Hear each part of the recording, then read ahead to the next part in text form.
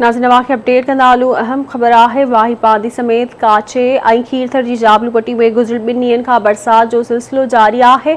बरसात सबबि नएगाह समेत मुख़्तलिफ़ नंढियूं वॾियूं नयूं वही आयूं आहिनि। ॻोठनि जो शहरनि सां ज़मीनी राब्तो कटिजी वियो आहे।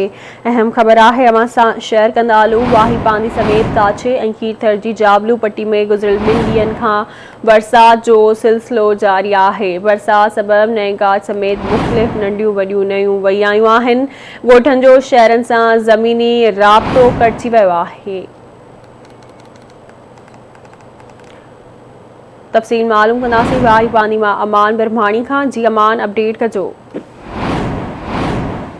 जी अमान अपडेट कजो। इन वक्त उते छा सूरत हाल है बरसात जी? जी मूंखे ॿुधाईंदो हलां त गुज़िरियल 2 ॾींहनि खां काचे ऐं खीरथर जी जाबलू पट्टी ते जेको ज़ोरदार बरसात जो वसकारो वक़्फ़े सां जारी आहे। खीरथर जाबलू पट्टी ते बरसात पवण खां पोइ जेके नए गाज समेत जेके नंढियूं वॾियूं नयूं जेके पाणी सां भरिजी वियूं आहिनि। जिन त नए गाज 15 फुट वही अचण करे जोई वाहिपादी रोड वटां माछी डोरो जेको उतां ओवरटॉप थियण करे जेको रस्तो जो मुकमल तौर बंदि थी वियो आहे। जंहिं सबबि ज़िले तौर तालके हेडक्वार्टर जेको काच जे 50 खां वधीक ॻोठनि जो जेको ज़मीनी राब्तो हिन महिल ते मुकमल तौर बंदि थियो आहे। ऐं ॿियो ॿुधाईंदो न त नए गाह जे तेज़ वाकिरे सबबि जेके नए गाह जे कंढी ते जेके फसल बीठल आहे गुआर ज्वार उहो मुकमल तौर जेको हुननि खे ॿोड़े छॾियो आहे। जेको आबादगारनि खे नुक़सान जो ख़दशो आहे। जी महिरबानी अवां जी अपडेट करण लाइ।